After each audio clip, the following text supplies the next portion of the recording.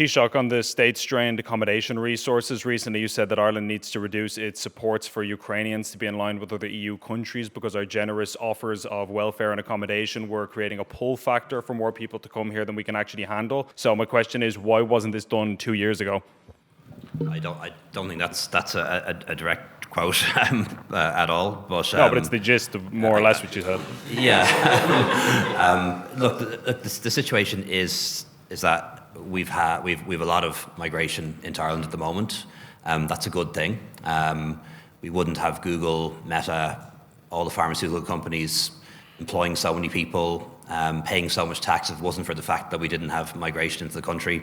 When I go to a hospital, for example, I see how diverse the health service is. Our public servants wouldn't operate without migration. So I want to be very clear that I'm somebody who believes that migration in the round is a good thing for Ireland. But we have to have some control on the numbers. That's the reality of it.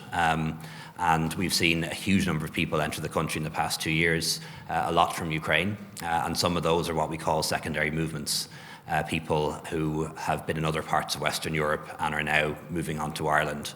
And that wasn't the case 2 years ago. It's much higher numbers than now, and that's something that we need to deal with, and we are going to make some changes to bring into line with other Western European countries what our offering is. Would it not have been kind of common sense, though, that if we're offering more generous accommodation and welfare payments and so on, that naturally, of course, more people are going to come here? Could we not have kind of predicted that, as many people did back when the war first broke out? Yeah, but I don't think it's such a bad thing that we accepted so many people from Ukraine. And I had somebody stay in my own home from Ukraine for 9 months. I think it's a good thing that Ireland did what we did, that we accepted more people from Ukraine than many other countries did. I'm proud of the fact that we did that.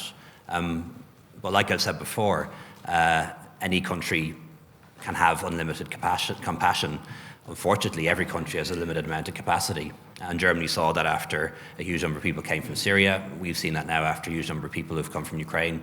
We do need to slow the numbers, manage things in a different way than we would have done in the past. But I'm not sorry for a second that we were able to provide safety and shelter and homes for nearly 100,000 Ukrainians. I'm proud of that.